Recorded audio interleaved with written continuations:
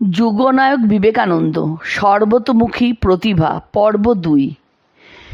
যৌবন আরম্ভে যখন ধর্মভাবের তীব্র অনুপ্রেরণা আসিল, তখন তিনি নিরামিষ ভোজন করিতেন এবং ভূমিতে মাদুরে বা কম্বলশয্যায় শয়ন করিয়া রাত্রি কাটাইতেন।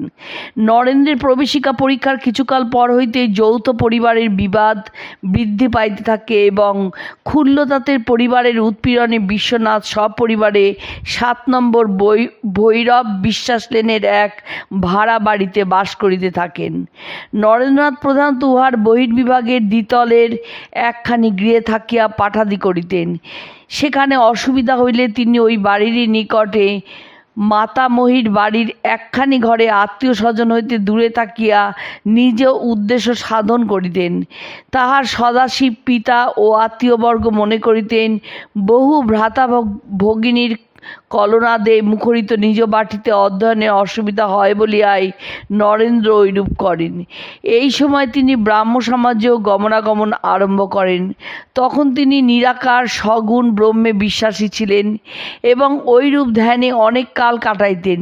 তিনি মনে করিতেন ঈশ্বর যখন সত্য, তখন তিনি শুধু তর্ক যুক্তির অনিশ্চিত ভূমিতে আবদ্ধ না থাকিয়া সাধক হৃদয় অবশ্যই প্রত্যক্ষানুভূতি অবলম্বনে আবির্ভূত হইবেন।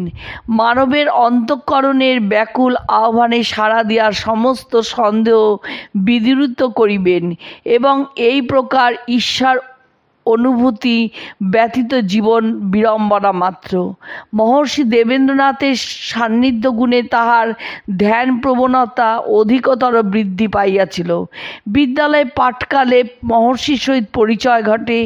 এই সাধারণ পরিচয় সূত্রে নরেন্দ্রনাথ একদিন বয়স্যদিগের সহিত মহর্ষি নিকট সমুপস্থিত হইলে তিনি যুবকদিগকে সাদরে নিকটে বসাইয়া বহু সদুপদেশ দিলেন এবং ধ্যানাভ্যাস করিতে বলিলেন। নরেন্দ্রকে লক্ষ্য করিয়া তিনি সেদিন বলিয়াছিলেন, তোমাতে যোগীর লক্ষণ সকল প্রকাশিত আছে। তুমি ধ্যানাভ্যাস করলে যোগশাস্ত্র নির্দিষ্ট ফল সকল শীঘ্রই প্রত্যক্ষ করবে। সেই অবধি নরেন্দ্রনাথ ধ্যানে অধিকতর মনোনিবেশ করিয়াছিলেন। এখানে ব্রাহ্ম সমাজের সহিত নরেন্দ্রের সম্পর্ক বিষয়ে কিছু বলা আবশ্যক। আমরা এই বিষয়ে যুগান্তর পত্রিকায় প্রকাশিত শ্রীযুক্ত নলিনী কুমার ভদ্রের স্বামী বিবেকানন্দ ও রবীন্দ্রসঙ্গীত শীর্ষক প্রবন্ধ হইতে কয়েকটি তথ্য উদ্ধৃত করিলাম। নরেন্দ্রনাথ যখন প্রবেশিকা শ্রেণীর ছাত্র, তখন থেকেই ক্লাসিক্যাল সঙ্গীত শিক্ষা শুরু হয় তার বেনি ওস্তাদের কাছে। ব্রাহ্ম সমাজে যাতায়াত শুরু করেন তিনি 1879 সাল থেকেই। ওদিকে জোড়াসাঁকোর ঠাকুরবাড়িতে তখনকার দিনে উচ্চাঙ্গ সঙ্গীতের অনুশীলন চলছে পূর্ণোদ্যমে। এই পরিবারের সঙ্গে স্থাপিত হয়েছে আধুনিক ভারতের সর্বশ্রেষ্ঠ সঙ্গীত ভাবুক যদু ভট্টের যোগাযোগ। মহর্ষির পুত্রগণ, বিশেষভাবে যতীন্দ্রনাথ ও রবীন্দ্রনাথ ধ্রুপদাঙ্গের গান রচনার দ্বারা ব্রাহ্ম সমাজের সঙ্গীত ভাণ্ডারকে করেছেন সমৃদ্ধ।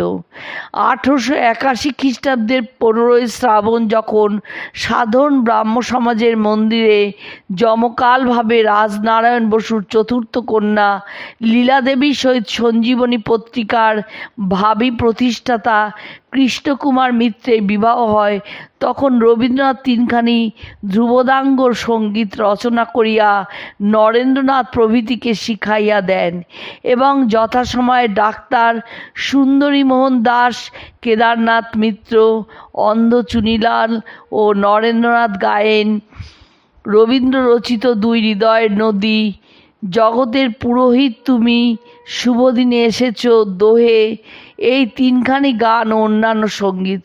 ইহাও স্মরণীয় যে কয়েক বৎসর পরে নরেন্দ্রনাথ যখন এক ভূমিকা সহ একখানি সঙ্গীত সংগ্রহ গ্রন্থ প্রস্তুত করেন এবং বড়তলার চণ্ডীচরণ বসাক ওই গ্রন্থ প্রকাশ করেন, তখন উক্ত গ্রন্থে 2 হৃদয়ের নদী সহ রবীন্দ্র রচিত 10টি গান আর বহু ব্রাহ্ম সঙ্গীত স্থান পাইয়াছিল।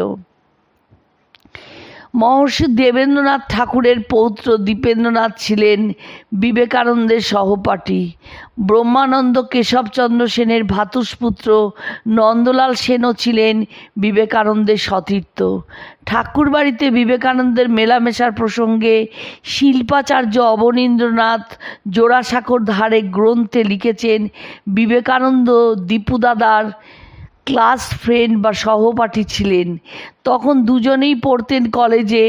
আমাদের বাড়িতে বিবেকানন্দ এলে দীপুদাদা কে হে নরেন বলে ছুটে এসে দেখা করতেন।